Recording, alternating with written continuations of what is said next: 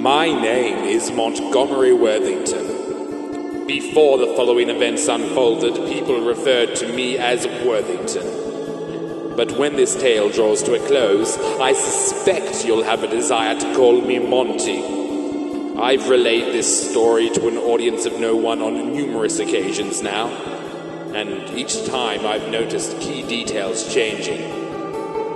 Dear Sir, if you are reading this note, I must at once apologize for my spurious choice of medium.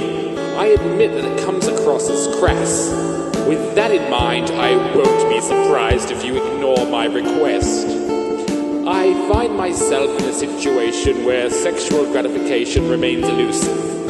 Despite what you may expect, I am not what one would call a sexual pervert, nor does my sexuality cast its gaze upon any one gender.